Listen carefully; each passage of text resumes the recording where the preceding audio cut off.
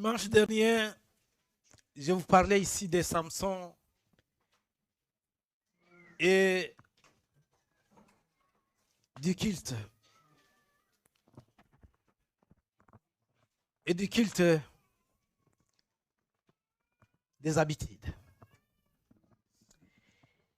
Et en expliquant comment Dieu choisit, je disais que le choix de Dieu n'est pas nécessairement le choix de l'homme. Ou le choix de l'homme n'est pas nécessairement le choix de Dieu. Parce que nous ne voyons pas les choses de la même manière. Et dimanche, je disais que parmi les juges, il y en avait de plus grands et il y en avait de plus petits. Et j'ai essayé de brosser en quelques mots la vie des 4 juges. Et parmi ces 6 juges plutôt, ces 4 plutôt que sur lesquels j'avais parlé, il y avait une femme. Cette femme qui s'appelait Déborah. Alors que quelque part dans mon message, peut-être ça aurait pu heurter quelqu'un si vous avez tiré attention. Je disais que à l'époque, on pouvait prendre une femme et l'associer à un objet. Ce n'est pas la pensée de la parole de Dieu. Ce n'est pas ce que Dieu veut dire. Dieu veut dire. C'était une idée qui m'a traversé l'esprit. Et peut-être c'était aussi le comportement ou l'appréhension que les gens de l'époque avaient sur les femmes. Mais ce n'est pas ça la pensée de Dieu. Parce que dans la pensée de Dieu, s'il a pu choisir Déborah comme juge en Israël, ça signifie qu'il avait beaucoup d'estime. Il la voyait au même titre que l'homme. Amen. Donc, je voulais juste lever ces petits détails que j'ai pu introduire dans la parole de Dieu dimanche dernier. La femme et l'homme devant Dieu sont égaux. Amen. Même si nous, en tant qu'hommes, on peut avoir une autre pensée sur la femme, mais Dieu qui nous a créés, il nous a créés égaux et il nous utilise comme il veut. Alléluia. La preuve est que Déborah a pu être juge en Israël au moment où les hommes ont failli à leur mission. Dieu a relevé une femme pour conduire son peuple. Amen. Que Dieu vous bénisse.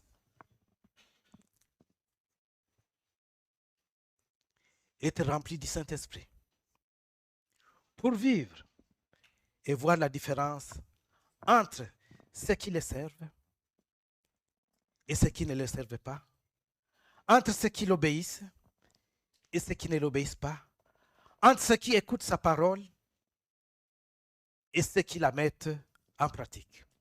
Amen. Alors ce matin, je vais vous parler d'un homme qui s'appelle Joseph. Joseph, le fils de Jacob.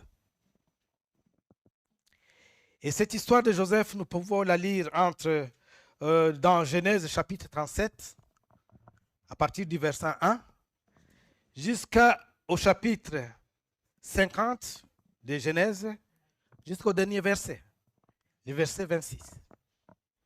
Donc, on ne va pas lire tout cela, mais en d'autres termes, nous allons piocher quelques versets à travers toute cette histoire de Joseph et essayer de nous édifier là-dessus. Que Dieu vous bénisse. Nous avons beaucoup à apprendre, mes bien-aimés, de la vie de Joseph. L'histoire de Joseph, c'est ton histoire. C'est aussi la mienne. Mais en allant plus loin, on peut se rendre compte que l'histoire de Joseph, c'est aussi l'histoire de notre Seigneur Jésus-Christ. Et nous verrons cela pourquoi. L'histoire de Joseph est la mienne parce qu'elle relate la réalité absolue de la vie de l'être humain dans ce monde rempli de péchés. Dans ce monde sous le joug de Satan.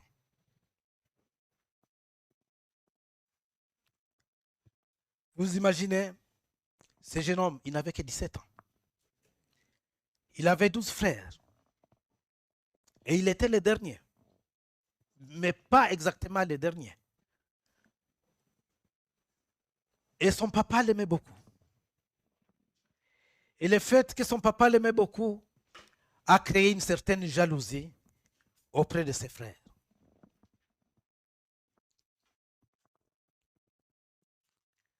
Oui, je disais qu'il était le dernier, mais pas véritablement le dernier, parce qu'après sa naissance, il est passé suffisamment de temps qu'il croyait que c'était le dernier fils qu'il pouvait avoir avec sa femme Rachel, mais par la suite, il a pu avoir Benjamin. Mais pour son comportement de Jacob, toute son affection, c'était sur son dernier né, celui qu'il pouvait appeler que c'était le dernier, Joseph, et il les choyait de tout son cœur. Et cela a provoqué beaucoup de jalousie, pas un peu, beaucoup de jalousie dans les cœurs de ses frères aînés. Mais, comme dans le temps, Jacob avait un troupeau, et ce sont ses enfants qui allaient garder les troupeaux. Et au moment où ils étaient dans les champs, gardant les troupeaux, qu'est-ce qui s'est passé? C'est qu'en revenant à la maison, les petits derniers chouchous de son papa, je pense quand les papas se demandaient comment s'est passée la journée en gardant les troupeaux, ils rapportaient derrière tout ce que ses frères aînés ont fait. Et cela a créé beaucoup d'inimitié entre les derniers, les cadets et leurs frères aînés. Mais est-ce que parce que ton frère a rapporté les histoires, je ne pense pas que c'était des histoires aussi méchantes, qui menaçaient la vie de ses frères aînés, mais cela était suffisant. Et le fait qu'il était le chouchou de son papa pour que ses frères puissent les prendre en sandwich. Je vais attirer votre attention, mes chers parents, que nous devons tirer attention de la façon ou de la manière dont nous traitons les enfants dans la maison. La preuve est que le fait que Jacob préférait beaucoup plus son fils Joseph plus que les autres a suscité l'amertume dans le cœur de ses frères. Et nous aussi, en tant que parents, nous devons essayer d'éviter cet amour manifeste qui peut créer la jalousie entre les enfants.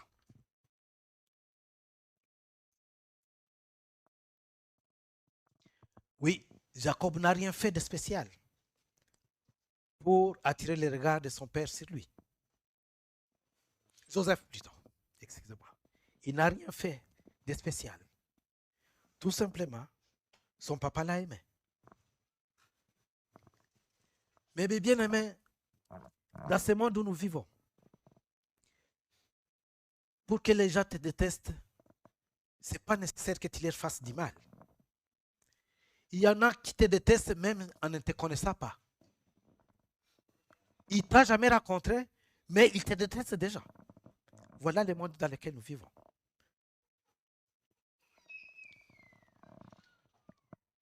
Et c'était le cas de Joseph. Il n'a pas fait quelque chose de mal, de sensiblement mal, pour qu'il mérite cette inimitié de ses frères. Alors je pense que le fait que ses grands frères voyaient qu'il rapportait les histoires auprès de son papa, qui se sont dit, alors toi tu restes à la maison, tu ne nous suivras plus aller garder les troupeaux du père. Alors un jour arriva, le papa dit à son fils Joseph, il lui dit, écoute, tes frères sont partis garder les troupeaux, est-ce que tu ne peux pas aller t'enquérir de leurs nouvelles et les rapporter à manger? Joseph a dit oui. Il a dit oui parce qu'il obéissait à son papa.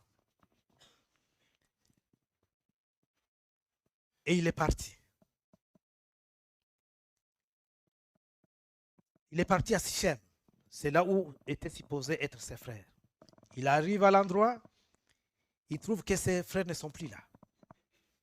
En regardant à gauche-droite, il voit un homme qui lui dit, écoute, si ce sont les Hébreux que tu cherches, je les ai entendus parler qu'ils vont à Dothan, un peu plus loin de là où ils étaient. Joseph a pris le chemin pour aller rejoindre ses frères.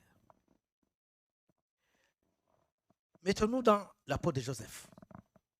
Si toi tu étais Joseph, tu sais très bien que tes frères aînés te détestent et que par politesse, parce que tu as obéi à ton papa, tu t'es donné quand même la peine d'aller vers tes frères et que tu arrives là où ils étaient supposés être.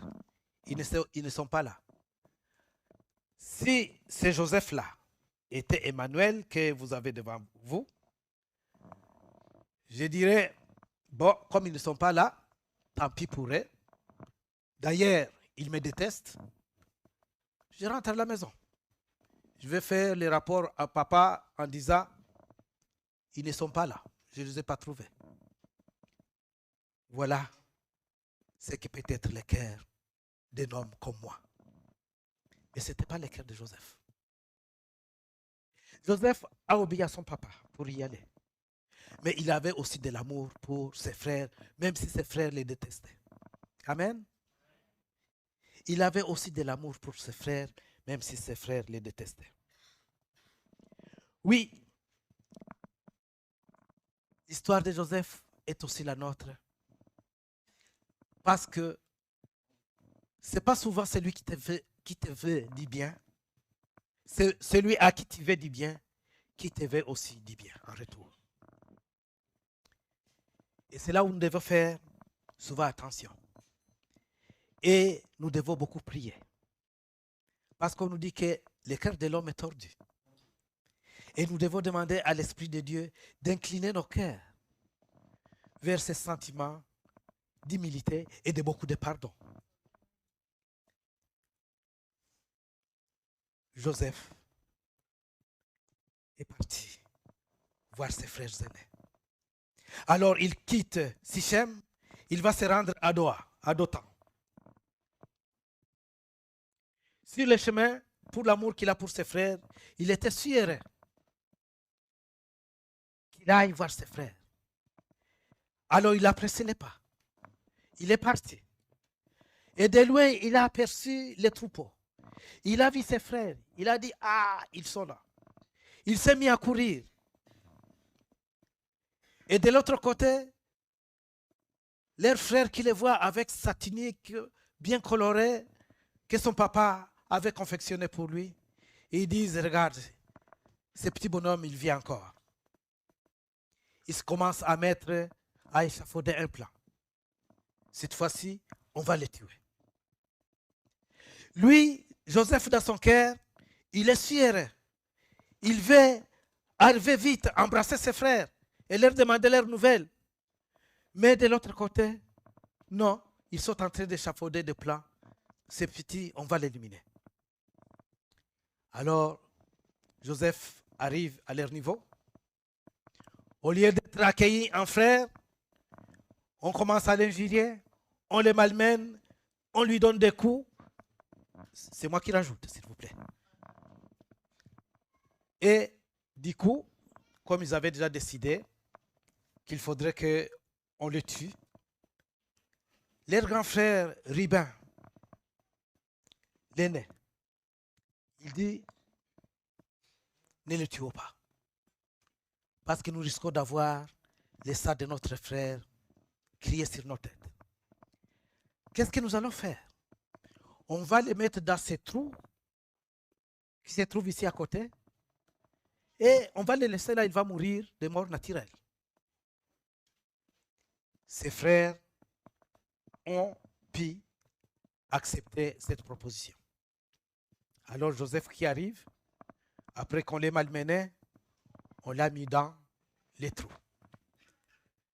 Dans la pensée des Rubin, il se disait, quand on ne sera plus là, je reviendrai les prendre. C'est alors que les marchands madianites sont arrivés. Alors ils se disent entre eux, au lieu qu'on le laisse mourir là-dedans, profitons-en, on peut avoir un peu de sous. Ils négocient avec les marchands et ils se mettent d'accord sur son prix, 20 pièces. Alors, Ruben n'était pas là. Alors, ils font descendre une corde dans le puits et ils disent à Joseph, accroche-toi, on va te faire sortir de là. Et lui, avec son cœur tout joyeux, il s'est dit, mes frères, sûrement, ils m'ont fait une sale blague. Alors, on les tire de là. Il arrive à l'extérieur. Qu'est-ce qu'il voit? Il voit les marchands qui sont en train de compter l'argent et qui sont en train de remettre à leurs frères. Jusque-là, il ne sait pas de quoi il s'agit. Et les marchands madianites viennent se saisir de lui et l'amènent avec eux dans un pays inconnu. Vous imaginez un jeune homme, un adolescent de 17 ans, vendu par ses frères à des étrangers. On va l'amener dans un pays où il ne connaît ni la langue, ni les coutumes, et on l'amène.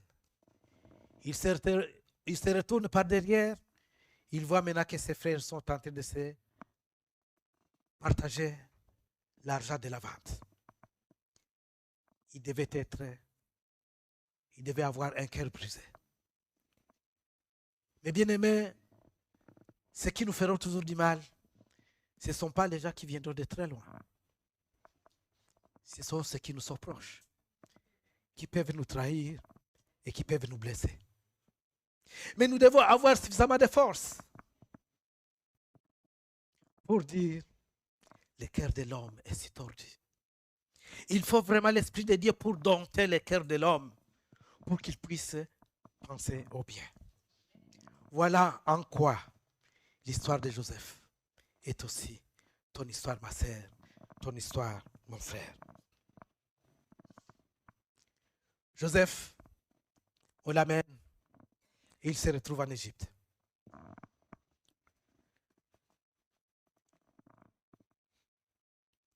Mais vous imaginez, avant qu'on arrive à cette histoire d'Égypte, Joseph se trouve dans ce trou, dans cette citerne profonde, où il fait si obscur, où il est incapable de lui-même de se faire sortir de là. Toutes les pensées qui lui revenaient en tête, que sûrement je vais mourir ici. Il a vu que son espoir s'envolait, son horizon bouché, il ne pouvait compter sur personne.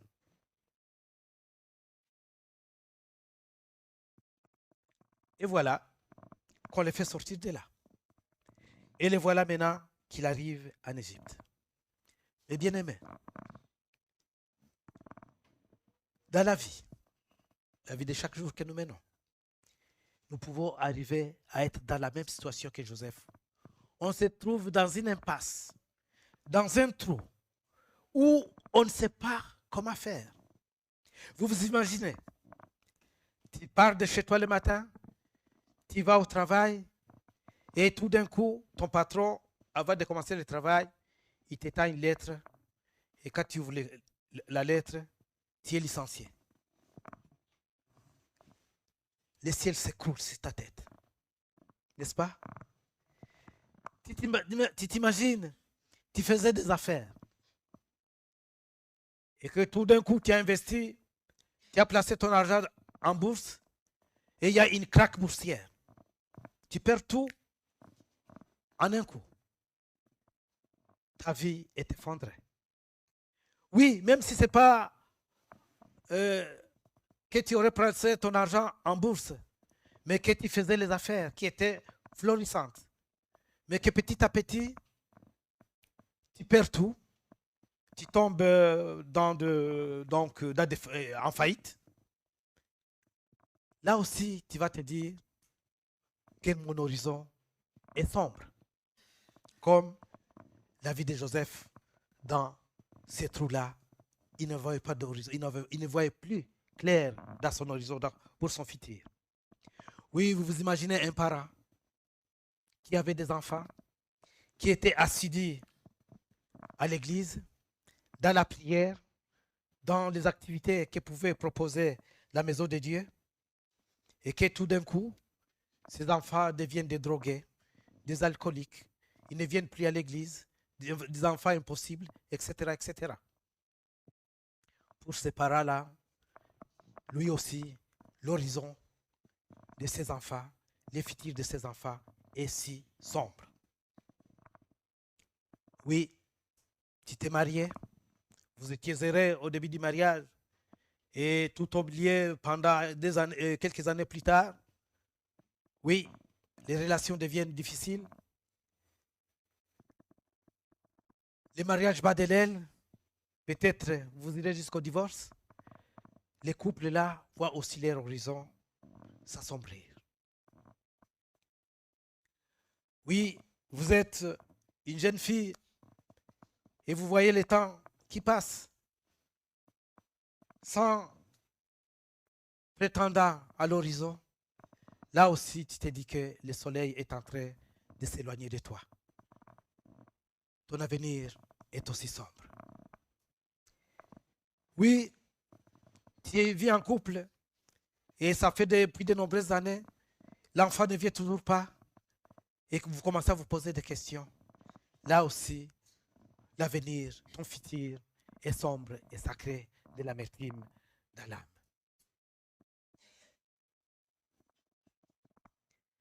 Mais bien aimé, sur beaucoup de choses que nous vivons,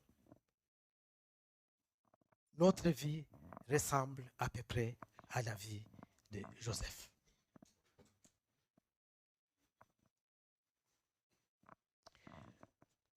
Joseph se trouve maintenant en Égypte. Il vient d'être vendu dans la maison de Potiphar, où il travaille comme esclave. Mais la Bible nous dit, dans Genèse chapitre 37, verset 39, que l'Éternel fut avec Joseph et la réussite l'accompagna. Alléluia. Quelle que soit la tempête que nous traversons, quel que soit ce qui peut nous arriver, aussi longtemps que nous avons notre regard fixé sur Jésus, oui, la réussite nous accompagnera. Alléluia. Et Joseph en a expérimenté d'être fidèle. Comment Dieu récompense ceux qui sont fidèles à lui. Les voici dans la maison de Potiphar. Potiphar le voit travailler pour lui. Et ne sachant pas que c'était la grâce de Dieu qui était sur Joseph, il finit par dire que ce jeune homme mérite d'administrer ma maison. Il va le dire à Joseph. J'ai établi administrateur de ma maison, sur tout ce qui se trouve dans cette maison. Mais il a fait une exception, sauf ma femme. Et Joseph a fait prospérer les biens de Potiphar. Et comme Satan ne donne jamais, la femme de Potiphar a jeté son dévolu sur Joseph. Il l'a abordé un jour et lui dit, Joseph, tu sais, mon mari Potiphar, c'est un homme occupé. Il est très occupé par son travail. Il est toujours en déplacement. Et je suis souvent seul, abandonné. Et tu sais combien ça peut être difficile d'être tout seul. Et cette femme propose à Joseph d'aller avec lui dans son lit.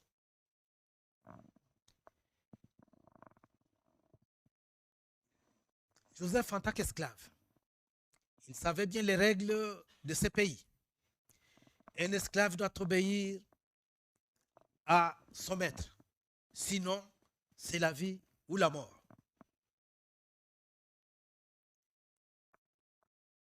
Il a une proposition, entre guillemets malhonnête, de la femme de Potiphar, de coucher avec lui. Joseph, s'il accepte, peut-être il aura la vie sauve.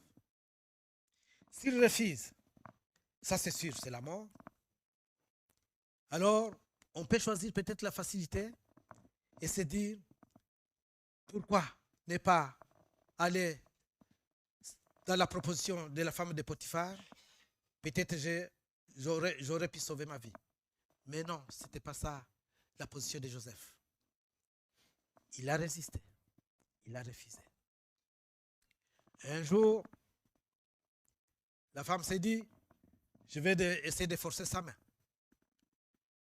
Et Joseph a résisté à la femme. Comme la Bible nous dit, résiste au diable et il fuira. Et Joseph a résisté à cette femme. Et sa femme l'a attrapé par sa robe satinique.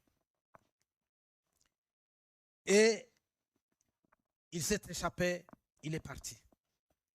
Et la femme qui courait derrière Joseph en disant, voyez, cet homme-là voulait me violer. Voilà comment Joseph se retrouve en prison.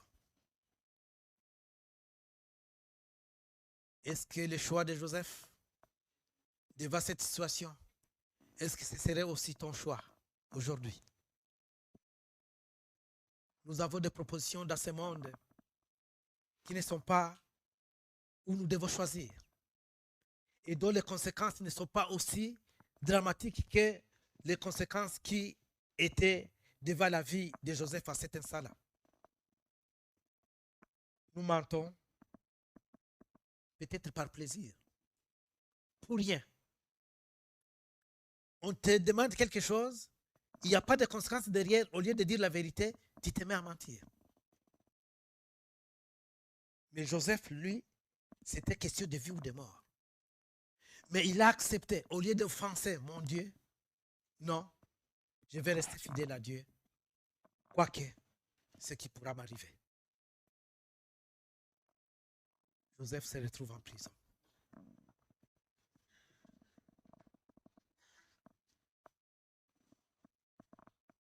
Joseph maintenant en prison.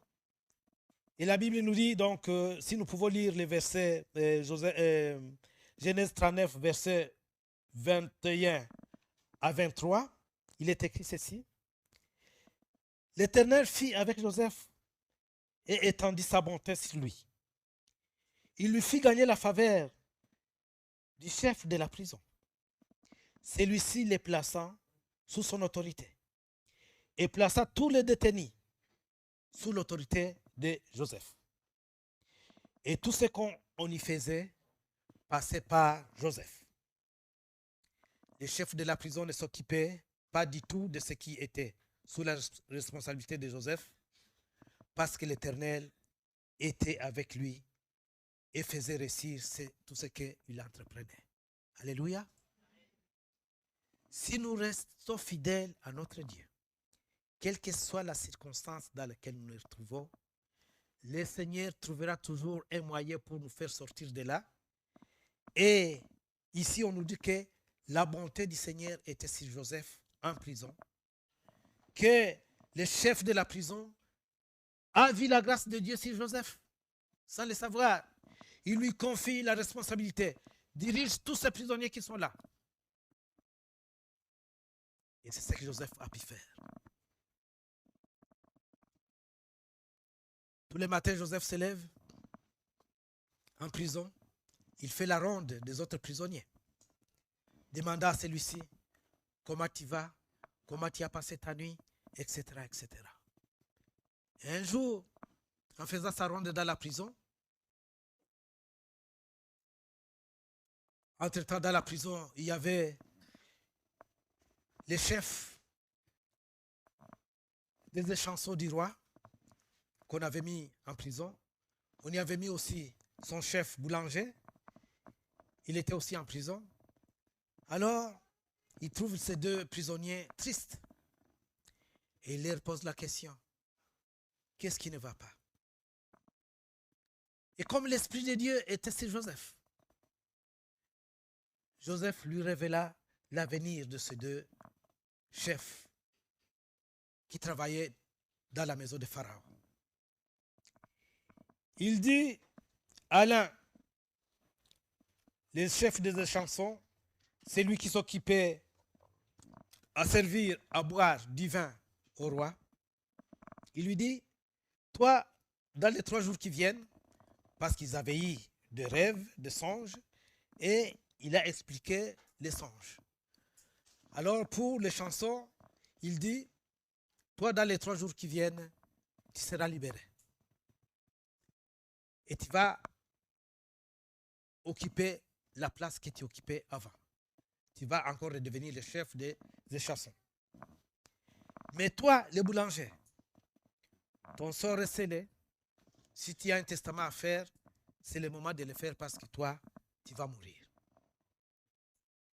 Et effectivement, la manière dont Joseph a donné l'explication, c'est cela qui s'était produit. Les chansons ont été libérés, le boulanger a été tué. Avant que les chansons s'en aillent reprendre son service, Joseph lui dit, mon frère, toi, tu avais été accusé injustement pour que tu sois en prison. Moi-même, j'ai été accusé injustement, c'est pourquoi je suis là. Mais profite de ce moment où tu vas servir au roi divin pour plaider ma cause. Il dit, ne t'en faites pas, je le ferai. Il est parti. Des longues années, des très longues années, auprès du roi, servi du roi, au roi à boire, il ne s'est pas souvenu que Joseph était resté en prison. Et pourtant, il avait promis. Est-ce que pendant 2 ans, les rois n'avaient plus soif pour dire que voilà, c'est 2 ans seulement après qu'il pouvait se rappeler que Joseph était en prison? Non. Le cœur de l'homme est tordu. Le cœur de l'homme est tordu. Les promesses que peut faire un homme, l'homme n'est pas comme Dieu. Les promesses de Dieu sont oui, amen. Mais les promesses de l'homme, il y en a qui tiennent aux promesses qu'ils font. Il y en a d'autres qui ne le font pas. Alors, une situation se présenta à Pharaon. Et Pharaon qui a des rêves. Et il convoque tous les sages, tous les sorciers de l'Égypte. Si quelqu'un pouvait venir et lui dire qu'est-ce qu'il a rêvé et quelle était la signification de son rêve. Alors, il y avait du monde tout autour du palais royal. Et les chansons qui vient et qui pose la question. Mais qu'est-ce qui se passe ici? On lui dit, voilà, le roi a eu un rêve, mais personne n'arrive à trouver l'explication. C'est là où il se souvient, 2 ans après, 2 longues années après, qu'il y a Joseph qui se trouve en prison. Il va voir le roi. Ce n'est pas pour le biais de Joseph. Parce qu'il s'est dit, si Joseph arrive à interpréter les rêves du roi, je serai, moi, élevé en grade. C'est ce qu'il faisait en premier. Il n'est pas parti voir le roi parce qu'il veut sauver Joseph, mais parce qu'il profitait de cette situation pour qu'il puisse être élevé. Voilà ce que nous sommes. Et on amène Joseph, on l'a bien habillé, il se présente devant le roi et il dit au roi, d'où je viens, le pays d'où je viens, nous avons un Dieu qui connaît tout. Et ton rêve, Dieu va permettre que je puisse te donner les explications. Alors Joseph se met à parler. Il dit au roi, voici les premiers rêves que tu as eu. Et voici son explication. Voici, tu as rêvé ceci. Et voici l'explication. Le roi fut étonné. Le roi n'a pas ouvert la bouche pour dire à Joseph, voilà ce qui a été mon rêve. Mais Joseph, par l'Esprit de Dieu, Dieu lui révèle, voilà ce que le roi a rêvé. Et il lui dit, voilà l'explication de ce rêve-là. Le roi était ébahi. Et le roi se tourne vers son peuple. Il demande, qui peut réaliser, qui peut donner les solutions, qui peut mettre en application les solutions que Joseph a proposées pour les rêves que j'ai eus. Au fond de lui-même, il s'est dit, si ce jeune homme a eu les rêves et il connaît aussi les solutions, je pense qu'il est bon que ce soit lui-même qui puisse mettre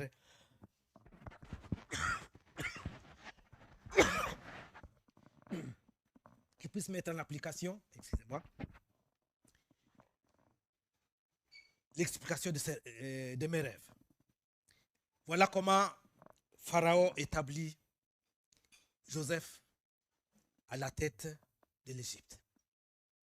Voilà comment Joseph quitte la prison pour le palais royal et il devient le premier ministre de ce pays. Mais bien aimé,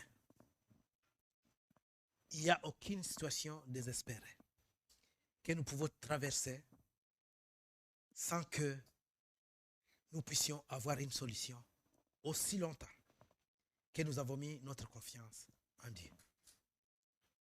Tout au long de la vie de Joseph,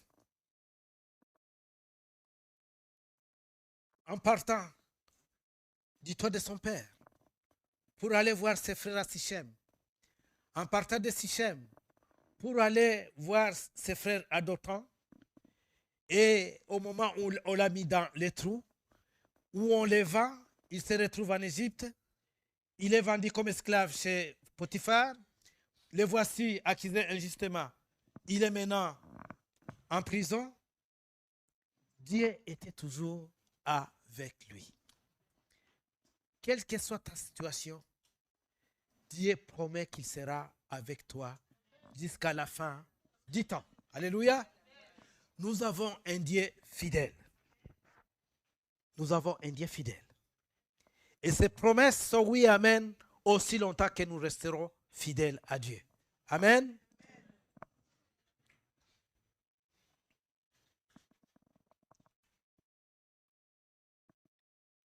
Oui, l'histoire de Joseph est aussi la mienne. Elle est aussi la vôtre. Parce que les mauvaises choses ne nous arrivent pas parce que nous sommes mauvais. Les mauvaises choses ne nous arrivent pas parce que nous sommes mauvais. Et les bonnes choses ne nous arrivent pas parce que nous sommes bons.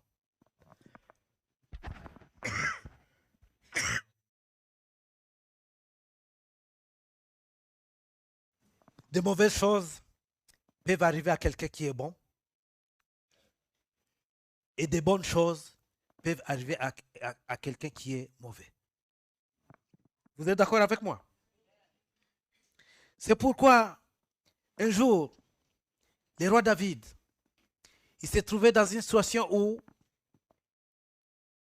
on le calomniait. Et il ne savait pas quoi faire. Et il s'est mis à réfléchir. Et il s'est tourné vers Dieu. Et dans le psaume 73, le roi David interroge Dieu. Et lui dit, pourquoi les méchants prospèrent-ils? C'est ça le constat sur lequel il est arrivé. Pourquoi ce sont les méchants qui ont une vie, entre guillemets, qui semble être bénie? Pourquoi il y a la prospérité dans la maison des méchants et qu'il n'y en a pas dans les maisons de ceux qui se sont confiés à toi? Mes bien-aimés, les richesses de ce monde sont passagères. Mais les trésors que nous avons dans notre cœur, même si nous sommes des vases d'argile dans lesquels Dieu a mis un trésor, les trésors que nous portons dans notre cœur, il n'y a rien de valable. Il n'y a rien qui a le prix de ces trésors que nous avons en nous. Les méchants peuvent prospérer. Ils peuvent rouler dans de belles voitures, avoir de belles maisons. Mais nous, le salut que nous avons en notre Dieu, c'est la chose la plus importante. Et que, oui, sur le plan humain, nous pouvons dire que ce sont les méchants qui prospèrent, mais c'est lui qui se confie en l'Éternel. C'est lui qui sait qu'il a l'assurance du salut, comme nous venons de le chanter. Oui, celui-là peut goûter au bonheur d'appartenir à Dieu. Parce qu'il a toujours l'espérance. Il sait qu'à tout moment, quels que soient les combats, il ne sera pas seul, il y aura toujours Dieu avec lui. Amen. Oui, Zacharie, chapitre 4, verset 6 nous dit, ni par puissance, ni par force, mais par l'Esprit du Seigneur. Alléluia. Ce n'est pas par la puissance, nos forces musculaires, que nous pouvons faire quelque chose. Non. Par nos propres efforts, nous sommes incapables de gagner le ciel. Si un jour nous heurterons le ciel, ce sera parce que l'Esprit de Dieu est venu habiter en nous. Alléluia.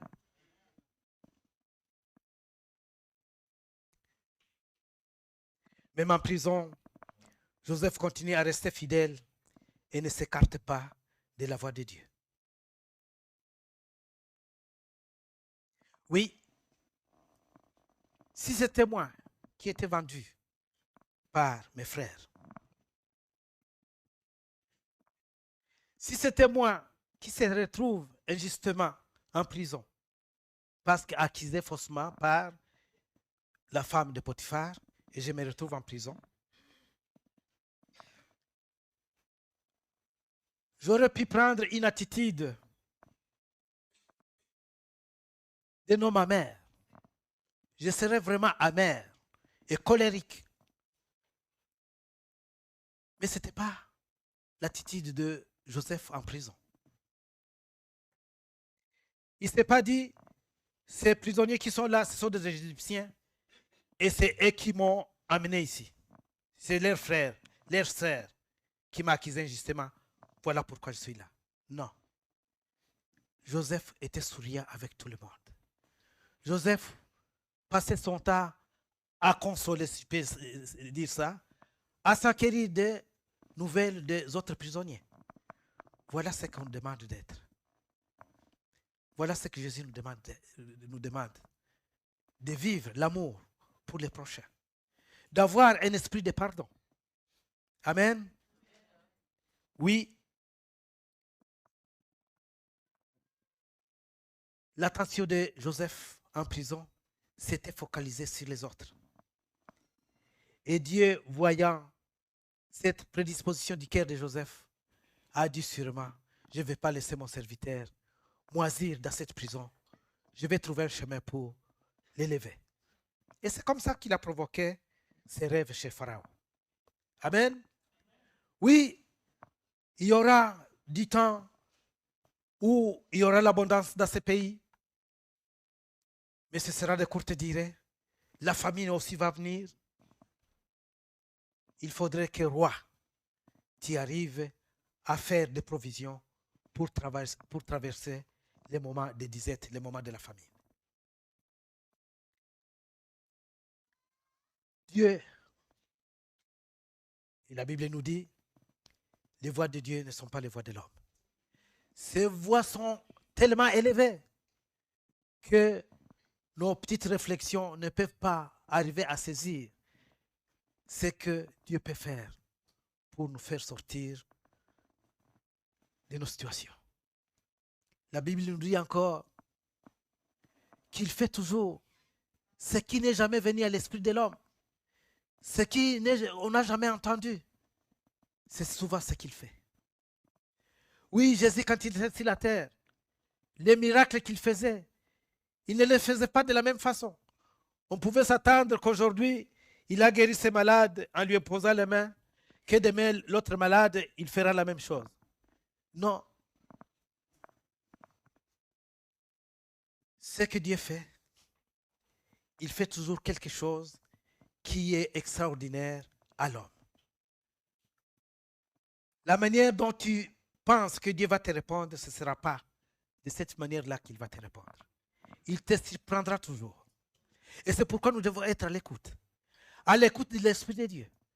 Parce qu'il arrive des fois que nous nous focalisons sur quelque chose, nous nous fabriquons nous-mêmes des solutions et on arrive à se convaincre que la solution que je me suis fabriquée, celle-là vient de Dieu.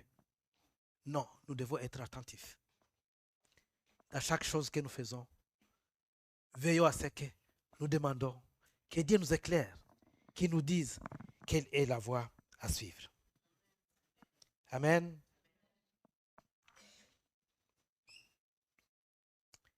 Oui.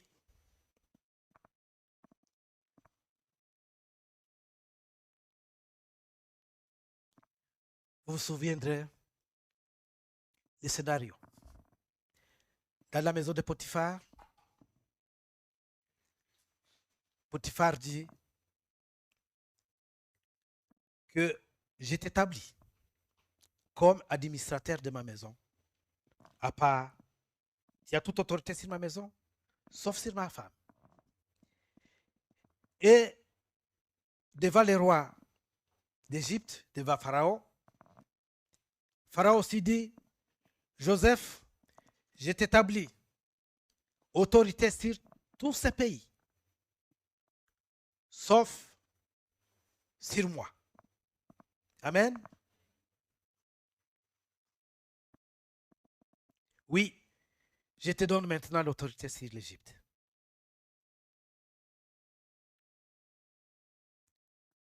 Oui, le parcours de Joseph, c'est un parcours, mes frères, si on y va profondément dans la vie de Joseph, qui nous renseigne beaucoup sur nous-mêmes et comment nous devons nous comporter. La Bible, quand nous lisons la Bible, nous pouvons établir une certaine parallèle entre la vie de Joseph et celle de notre Seigneur Jésus-Christ. Nous avons vu que les situations que Joseph a vécues, ce sont les mêmes situations que nous vivons aujourd'hui, ou que nous pouvons vivre si on ne les a jamais vécues. Donc, il n'est pas impossible. Mais si nous voyons le cheminement de la vie de Joseph avec celle de Jésus, on voit qu'il y a un certain parallèle. Jacob, dans Genèse chapitre 37, verset 3, il est écrit, Jacob aimait Joseph plus que ses autres fils. Donc Jacob était l'enfant chéri de son père. Mais aussi, quand nous lisons Matthieu chapitre 3, verset 17, il est écrit que Jésus était le plus aimé de tout par son père. Et il est écrit ceci exactement. Et voici une voix qui se fit entendre des cieux. Une voix qui fit entendre ces paroles des cieux. Celui-ci est mon fils bien-aimé, en qui j'ai mis toute mon affection. C'était au moment où Jésus sortait des eaux du Jourdain, après avoir été baptisé par Jean-Baptiste, que cette voix est sortie du ciel pour dire, celui-là que vous voyez, c'est mon fils bien-aimé. Et Jacob aussi, son fils bien-aimé, c'était Joseph. Si nous allons encore en Genèse chapitre 37, verset 23, Joseph a été dépouillé de sa robe et laissé nu. Oui, il est écrit, lorsque Joseph fut arrivé auprès de ses frères, ils les dépouillèrent de satiniques. Des satiniques de plusieurs couleurs que son papa lui avait confectionnées. Et quand nous lisons Matthieu chapitre 27, verset 28, on nous dit, en ce qui concerne Jésus, ils lui ôtèrent ses vêtements et les couvrirent de manteaux écarlates. Ils dépouillèrent Jésus de sa tunique et il les promena nus dans Jérusalem. Quand nous lisons Genèse chapitre 37, verset 28, en ce qui concerne Joseph, il est écrit que Joseph fut vendu par ses frères aux marchands en les sortant de la citerne. Mais aussi quand nous lisons Matthieu chapitre 26, verset 15, on nous dit que Judas négocia les prix pour vendre Jésus. Oui, Joseph a été vendu pour 20 pièces. Jésus a été vendu pour 30 pièces. Quand nous lisons Genèse chapitre 37, verset 9, Joseph a été tenté par la femme de Potiphar. Mais Jésus aussi, pendant 40 jours, a été tenté par Satan dans le désert. Jésus n'est pas tombé, n'a pas failli, n'est pas tombé dans la tentation du diable, comme Joseph n'est pas tombé aussi dans la tentation de la femme de Potiphar. Oui, Genèse chapitre 40, versets 2 à 3. Il est écrit ceci. Pharaon fut irrité contre ses deux officiers, le chef des échansons et le chef des panetiers, donc le boulanger. Et il les fit mettre à la maison du chef de garde, dans la prison, dans les lieux où était enfermé Joseph. De la même manière, quand nous lisons Luc chapitre 23, verset 32, on nous dit que Jésus a été crucifié entre deux malfaiteurs, un à sa gauche et un à sa droite. Et parmi les deux malfaiteurs, un a eu la grâce d'avoir le salut et l'autre a été condamné pour la mort éternelle, pour la Géhenne. Et les deux officiers de Pharaon, l'un a été gracié, il a été libéré, et l'autre a été mis à mort.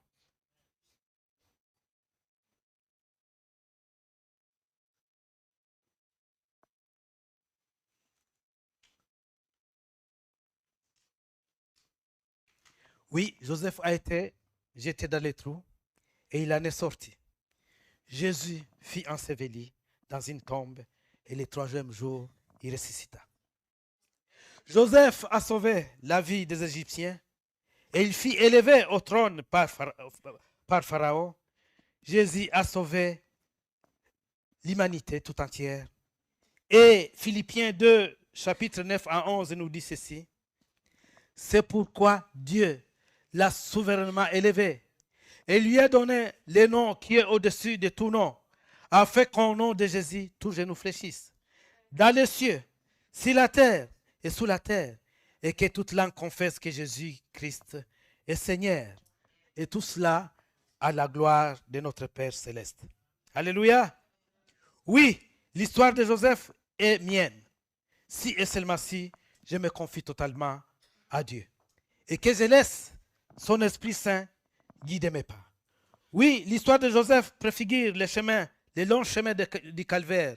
C'est lui qu'a connu notre Seigneur sur le chemin de la croix. Mais il est sorti vainqueur. La victoire du Christ sur le péché et la mort est aussi la mienne. Oui, cette victoire me donne la certitude que même si je suis dans un trou aujourd'hui, un jour j'en sortirai. Oui, même si nous avons connu la souffrance sur cette terre, un jour Jésus viendra nous prendre et nous amènera auprès du Père, là où il n'y a plus de pleurs.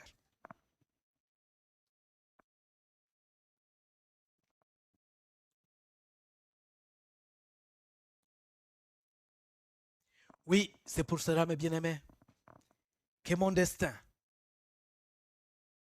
n'est pas que je sois en prison ou que je puisse traverser des difficultés. Mon destin est dans la gloire de Dieu. Mon destin est dans la présence de Dieu. Mon destin, aussi longtemps que je resterai fidèle à mon Dieu, mon destin sera toujours entre sa main. Et rien ne pourra venir m'arracher dans les mains de notre Dieu, comme nous le chantons. Alléluia. Je ne sais pas par quelle situation tu es, mon frère, ma sœur. Je ne sais pas ce que tu traverses actuellement. Je ne sais pas ce qui te fait perdre la paix et le sommeil. Je ne sais pas ce qui t'a volé ta joie.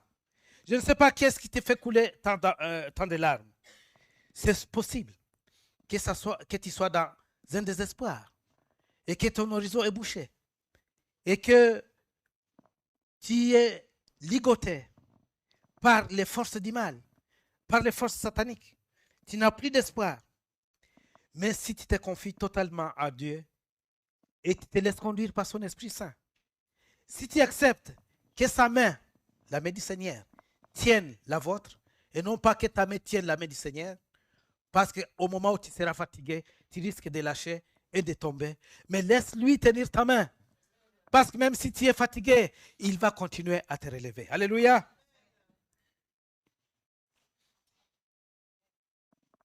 Oui, mes bien-aimés, nous sommes nombreux à être fatigués, découragés. Le diable nous maltraite sans pitié. Nous sommes comme enfermés dans une prison. Oui, nous sommes nombreux à avoir une santé précaire. Tous les matins, midi et soir, ce sont des cachets que nous devons prendre. Oui, nous nous trouvons impuissants devant certaines situations que nous traversons. Et nous nous disons, jusqu'à quand devrais-je continuer à souffrir? Jusqu'à quand, Seigneur? À quand finira cette misère? Oui, l'apôtre Paul nous apporte la réponse à ce questionnement. Et ça, nous pouvons le lire dans Hébreux 10, verset 37. Qu'est-ce qu'il dit? Encore un peu de temps. Un peu de temps. Celui qui doit venir viendra. Et il ne tardera pas. Alléluia. Encore un peu de temps. Tenez bon. Le temps n'est plus loin. On n'aura plus longtemps à attendre. C'est lui qui doit venir. Notre Seigneur, qui viendra nous chercher pour nous amener dans le paradis, auprès du Père. Oui, mon frère, quelles que soient les souffrances que tu traverses à cet instant, et tes yeux fixés sur Dieu. Parce que tu sais que ton maître, il est à la porte. Il vient bientôt te chercher. Il va te délivrer de toutes tes souffrances. Et tu vas te retrouver héritier du royaume du ciel. Alors que cette flamme d'espérance dans ton cœur, celle qui te fait traverser les moments difficiles, celle qui te fait attendre avec patience le retour de Jésus, cette espérance qui te donne la force de garder ton sourire, cette espérance qui fait que tu peux traverser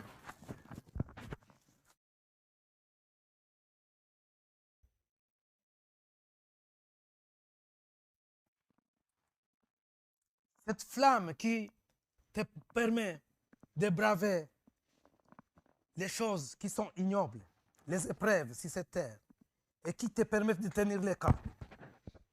Quelles que soient les circonstances désastreuses qui t'entourent, Jésus te dit ce matin, voici, je viens bientôt. Je suis à la porte et ma rétribution est avec moi. Mais la question que je te pose, mon frère, ma sœur, seras-tu de la partie? Prends garde et ne désespère pas. Juste encore un peu de temps, mon bien-aimé. Juste encore un peu de temps. Le psaume 139, versets 23 à 24 nous dit, sonde-moi, ô Dieu, et connais mon cœur. Éprouve-moi et connais mes pensées. Regarde si je suis sur une mauvaise voie et conduis-moi sur la voie de l'éternité. Oui, éprouve mon cœur et sonde-moi. Et alors, après avoir fait cette prière, papa, regarde là où je suis. Si je suis sur une mauvaise voie, conduis-moi dans le chemin de la vérité. Alors, si nous sommes sur ce chemin de la vérité, nous pouvons avec assurance dire à notre Dieu, dire au Seigneur Jésus, Seigneur, viens, viens et viens. Et que toute l'Église dise, oui, Seigneur, viens, nous sommes prêts. Viens, papa, nous t'attendons. Que Dieu vous bénisse.